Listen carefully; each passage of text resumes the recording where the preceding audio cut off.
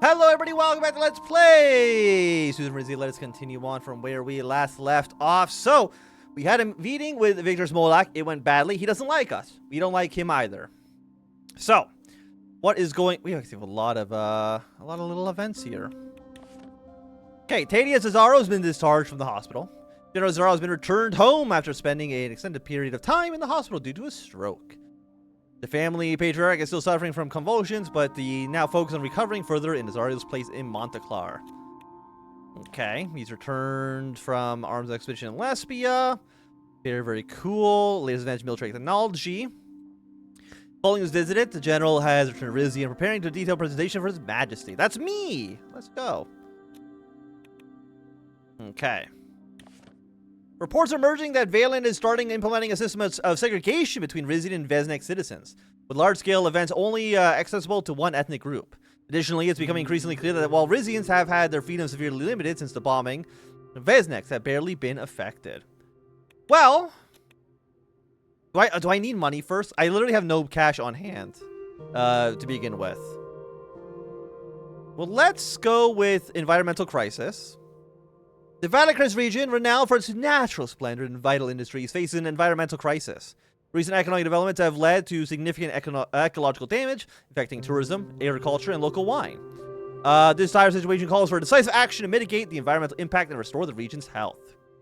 There we go. We can put -1 authority. Have a little bit more...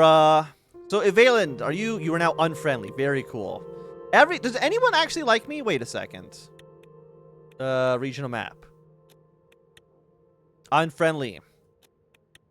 Unfriendly. Unfriendly. Unfriendly. Friendly! Yay! Unfriendly. Allied. Let's go. Let's go. Vaxland? Unfriendly. Agnolia. Neutral. I've clicked... Okay, no, we're good. We're good. What about... You know what, Kairut? How about you? Neutral. Very thank you. So, like, everyone hates me, but, like, I think they hate each other more. Which is still good for us. Okay. What's going on in the news? After a meeting behind closed doors in Porte Drazon, His Majesty King Romus Toras and Valen President Victor Smolak announced that they have failed to reach an agreement regarding the return of Ziel, which is now nearly 1 year overdue. Sources say that President Smolak is simply demanding too much of Rizia, and that His Majesty wisely saw through that this was an obvious grab for increasing power and influence within Southern Merkopa. We have faith that, one way or another, the good people of Ziel will soon be liberated from Valen's grip. Okay. According to sources close to Morellian PM Amana Sultana, Morella is planning to demand that the MITZ is returned back to their ownership, effectively endangering the profitable partnership between all nations sharing the zone. The dramatic shift of policy shows that commitment of the new Morellian government to focus on the needs of its people and the environment. There's as serious concerns about workers' rights violations and environmental hazards keep plaguing the MITZ. Sultana appears convinced that nationalization is the best way to guarantee these issues are solved, and is expected to be backed by Vaxland Hegel in her stance. Okay. Nearly a year past the date where Ziel was supposed to be returned to Rizia, the future ownership of the region's resource-rich region remains unclear. President Victor Smolak's invocation of the AN threatened mitigation protocol at the Alliance of Nations was, as expected, challenged. However, said challenge resulted in a split decision and legislative gridlock, leaving Smolak and Rizian monarchs Romus Toras to do their own negotiating. Sources from Port Dredson say that those negotiations have stalled out as well. It seems that unless Smolak caves to external pressure, or internal pressure, Ziel will remain part of Valant. In news that will surprise absolutely no one, the Kingdom of Runeberg has sided with its fellow monarchy in Rizia in the ongoing arbitration case over the Auroria's gas field. The two kingdoms have been allied since the marriage of monarch Romus Toras to the now deceased Runebergian princess Lena Livingston. And it was expected that the Runeberg would use what clout it has in the AN to back Rizia's claim to the field. Runeberg's own natural gas needs are well documented, of course, and we're sure Queen Beatrice would rather purchase energy from her brother-in-law than from the Grand Duchy of Palace. The Rizian and Palasian navies continue to remain in a standoff around the perimeter of the Auroria's gas field, sparking international concerns that the military confrontation may be imminent. In particular, the ATO has spoken numerous times about the need to de-escalation. You know, while the ATO does not involve itself in territorial disputes, we cannot overlook actions that threaten peace, maritime security, and the principles upon which our alliance was built, said President White Walker of Arcasia. Other member states, include Lesbia, have echoed the sentiment, calling for restraint and a swift, peaceful resolution. They emphasize the need to avoid any action that might escalate into the situation further or jeopardize the well-being of the local populations and economies dependent on the gas field's potential.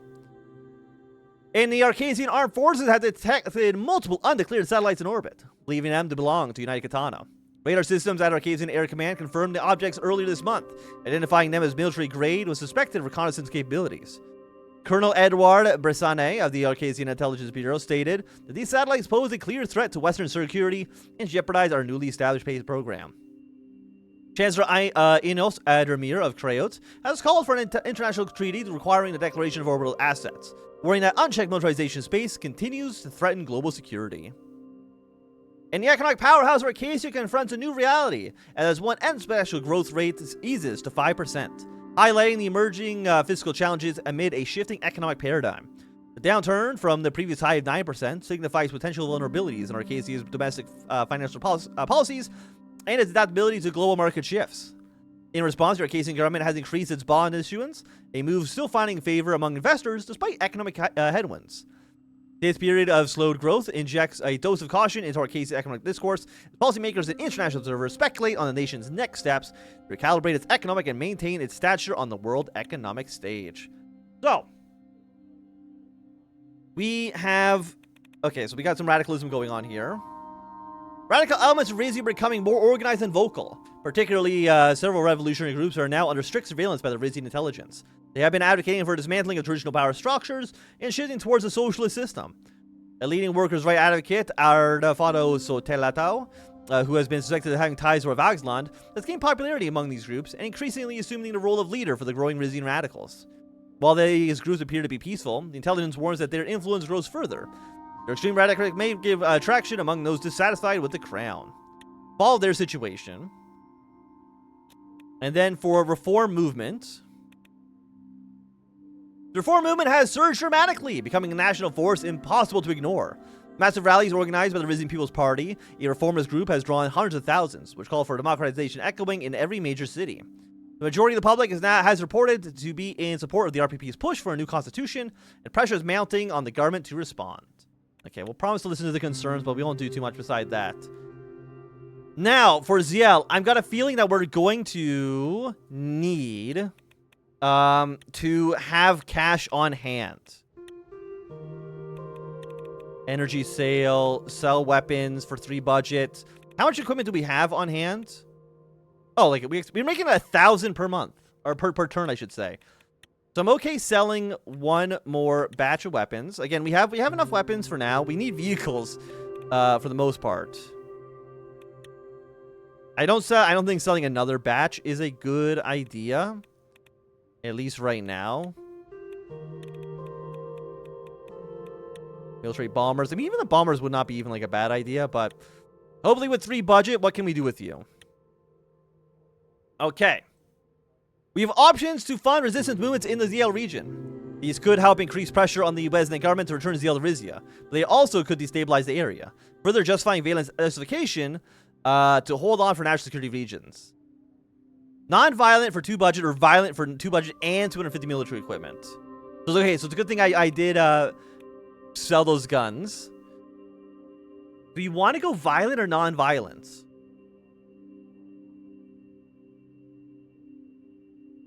That's, I mean, it's a good question. It's a good, I honestly don't know. Can I fight a 2-front war against Vesnek and Palace? No, but this is for Suomina. Suomina, I honestly think this will backfire. I don't trust Suomina to not make Rizia itself worse. So we're gonna fund the non-violent solution. I just don't trust Suomina, to be honest. Okay, what's going on in the news? The Watchtower of Human Rights has expressed its worrying about the increasing crackdowns by Vesnek officials in ZL. An extensive report published by the organization's lists extrajudicial arrest, disappearance of prisoners, and bans on demonstrators as common practice among the region.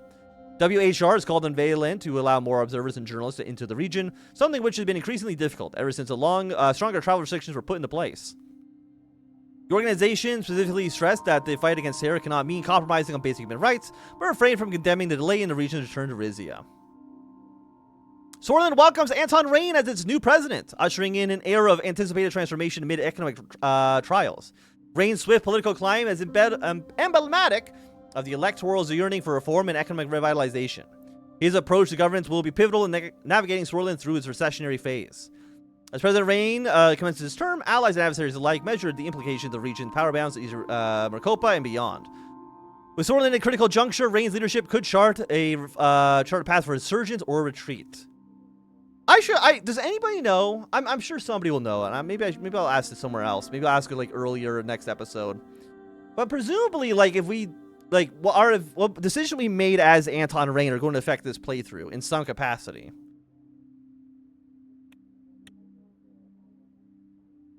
Radical groups, led by figures like Ardafo Satilato, have firmly infiltrated the reform movement and are now steering the agenda towards extreme goals. These radicals position themselves as the voice of the movement, sidelining moderates and increasing tensions across the country.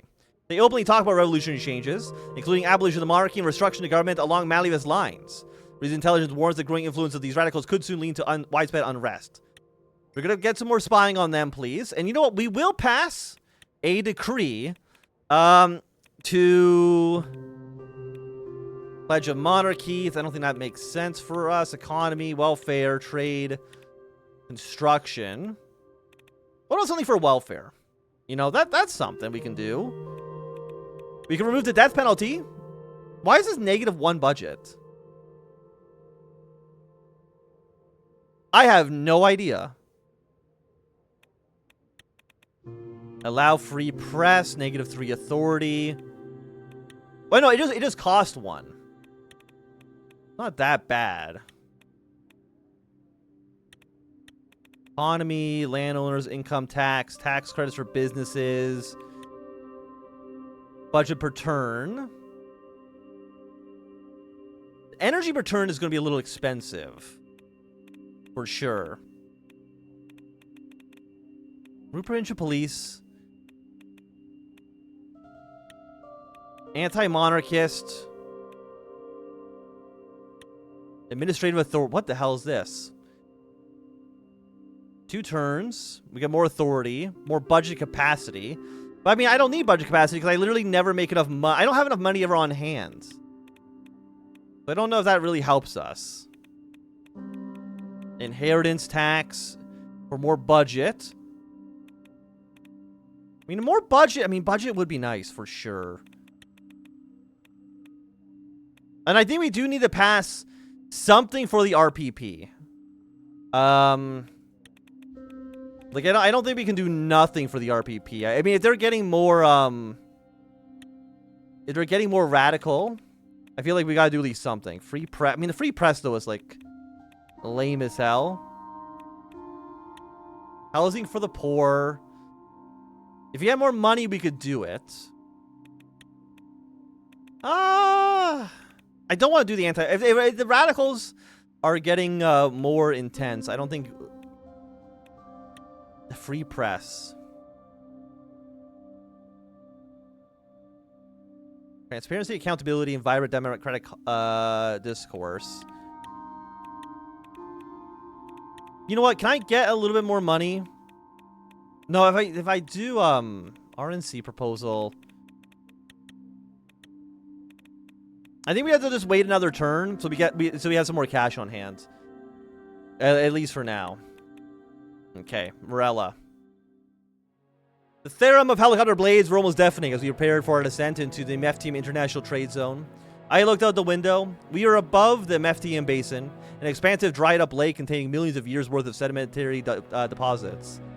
The past decades of industrial activity have turned it into a mosaic of underground and open-pit mines, linked by roads, railways, and makeshift canals. Smoke rose from the surrounding refineries, turning the sky a musty shade of orange. My eyes followed a cargo-laden freight train as it departed from Meftian Station. Next to me in the helicopter, Elena noticed it as well. One of Lespia's, by the looks of it. The gold will be shipped out of the Meridian port and reach Veno Robin by this evening. And from there, straight into Prime Minister Alvarez's pocket. With one or two detours in between, but yes, Alvarez is no small personal stake in the operations here. I recall you took a rather pro-Morellan stance at the Alliance of Nations session. Are you still leaning in that direction? Well, I mean...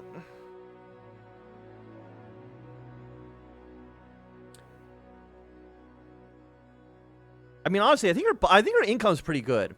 I need at least one friend on side. Voxland seems like they might actually be willing to help me, mostly because they fucking hate Lesbia. So that might benefit me in some way. I can try to play them off each other. I want to respect Morella's wishes, but we can't ignore the MITZ's greatest economic importance to our kingdom. No, we can't. I'm sure we can reach a compromise that doesn't result in a total loss for us. How much money do I get from the MITZ? +2, okay. We hit a rough patch of air as we continued our descent. I felt a gold disc in my suit pocket bump up against my side.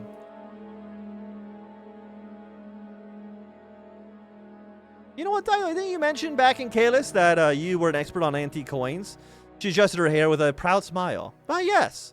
You remember more about that night than I do, Your Majesty. I showed her this rusty to give me. Her eyes widened in glee. That's no coin, Your Majesty. That's a Resident Era Virtuous Prayer Medallion. It was originally worn around one's neck, with the intention of keeping Sir Varric's teachings close to your heart at all times. Now, could it also be helpful in warding off an assassination attempt? I wouldn't rely on an assassin being such a good marksman to hit that thing. We gently touched down. Wait. Will the things we've been getting in this playthrough actually have some effect? Because I feel like I'm trying to remember. I feel like in the base game, there's little collectibles you get. We gently touched down the helipad of the Cooperation Center, the building where the MITZ board of meetings and other diplomatic functions were held.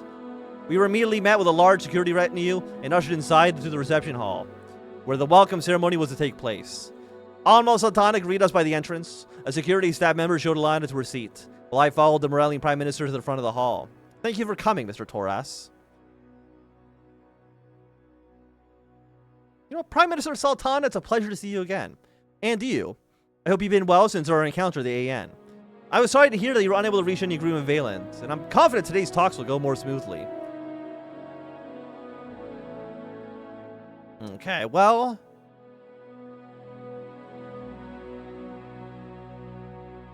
Thank you, Prime Minister Sultana. The support of the international community means a lot to us at a time like this. I hope you understand that I am not able to offer my public support. Not yet, at least. She gestured for me to follow her. I like to start straight away, but my advisor persuaded me that diplomatic protocol must be followed.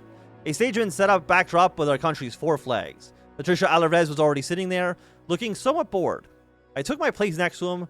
He did not acknowledge me. I didn't acknowledge him either. I noticed a certain bleariness in his eyes. I wondered whether his decision to quit drinking had lasted. The hall began to fill up with dignitaries, ministers, and heads of corporations. Rusty Montoro was in the back row, talking animatedly with a lesbian politician. He broke up his conversation and threw me a smile. The doors of the hall suddenly swung open. Imric Hegel entered, accompanied by a pair of bodyguards. He and Prime Minister Sultana exchanged cheek kisses. Alvarez could barely disguise his look of scorn. They're not your friends, you know. They're out to bleed both of us dry.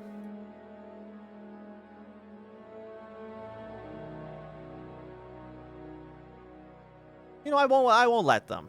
He gave a curt nod before turning back towards the cameras. Sultan and Hegel joined us on stage. The Voxlandian Chancellor shook my hand with an encouraging smile.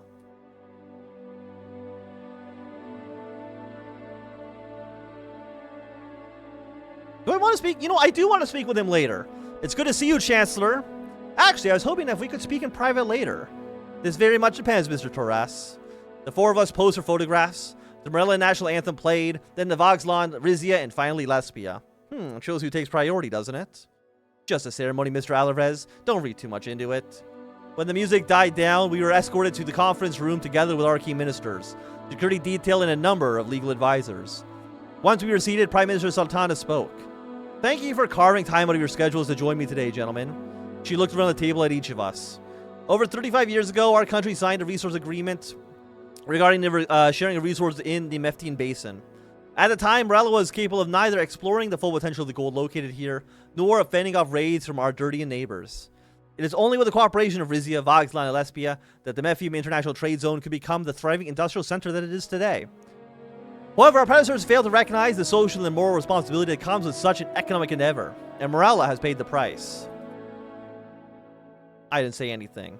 All of us, Morella included, have benefited from a contract that allows us to pay ITZ workers less and grant them fewer protections than in our individual home countries. At the same time, the area around the trade zone is being turned into a dumping ground for toxic chemicals to the detriment of our water system and the people who depend on them. There's only one way forward. The MIT must be restored to Morellan ownership. Alvarez audibly scoffed. Is this actually what you believe, Miss Sultana? Or are you just parroting the words of Chancellor Hagel?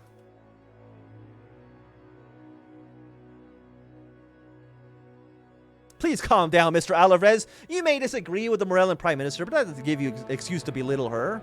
You're right, of course, but my question still stands.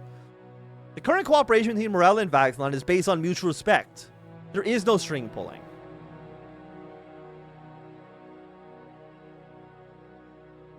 You know, what would it take, hypothetically, what would it take for Rizia and Morella to achieve such a cooperation? If your nations gives credence to my wishes, I am more than willing to do the same. Chancellor Hagen and I have begun work on a proposal to transfer ownership of the MITZ to the Morellan state. The assets currently owned by Vaxland, Rizia, and Lesbia would be purchased by the new Morellan-owned company, formed specifically for the governance of the MITZ. Each country would then have an opportunity to buy shares in that company. The Republic of Vaxland has already agreed to forego that opportunity. Sultana nodded. Should Rizia and Lesbia choose to buy shares, they would still continue to operate in some capacity, albeit under stricter oversight and with the input from workers.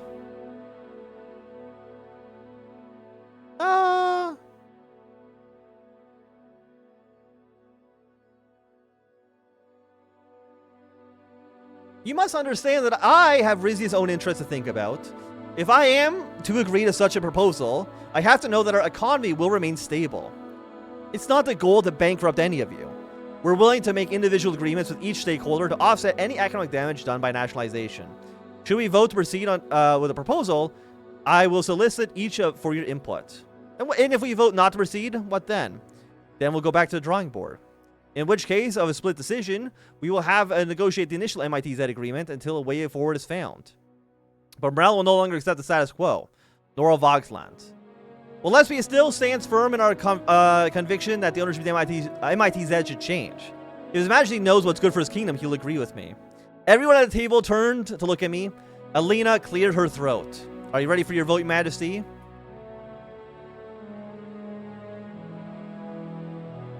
You know what? Yes. I know what my decision will be. Sultana motioned to her secretary to take notes. We will use an open voting procedure, going clockwise around the table. Republican Morella cast his vote in favor of nationalization. Vaxland has agreed. They have voted against nationalization.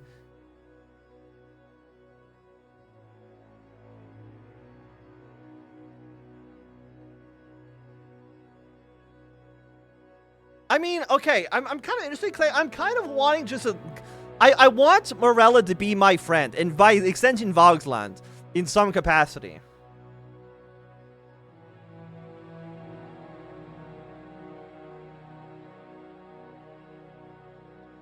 I want her on my side, like, cause she is it overwhelming? What's her strength? She's strong. I know Lesbia is considered overwhelming, and Vaxland probably is also overwhelming. Yes. Is Paladin still stronger than us? Yes. I'll vote in favor of nationalization as well. Hegel plotted solemnly. A wise choice, Mr. Toras. History will reward you for it. I am as surprised as I am grateful, Mr. Toras. I look forward to collaborating with you on a fair proposal. I turned to look at Alvarez. He made an artificial smile on his face. I know when I've been defeated. You can count on my cooperation, but I am absolutely brimming with suggestions. I'm sure you are. Sultana rose from her seat energetically. We should inform our guests of the good news. Let's get back to the reception hall. The Rizian, Vaxlani, and Lesbian delegations slowly began filling out of the conference room. Next to me, Alana spoke under her breath. A brave choice, Your Majesty. We'll have to drive a hard bargain with Morella or risk disrupting gold production. We screw over Lesbia. I do think this. I think if we can use it to get closer to Morella, the lost profits will be worth it. You may be right about that. As Alvarez and I stood up, I saw him take another sip from his flask. He noticed my gaze and nodded slightly. So you sided with the Malivis in the end. You're outnumbered. I made my intentions clear. I did. I did. Do you have a problem with it? First, your naval shenanigans of Palace. Now this. You're really starting to test my resolve, King Toras. I don't like Lesbia. Me and Lesbia we're not friends. Hago was still seated. I could feel his eyes boring into me.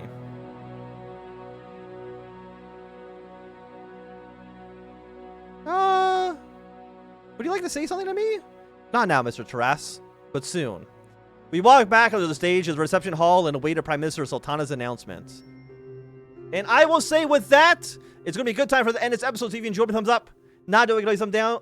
You want to see more, subscribe, and goodbye.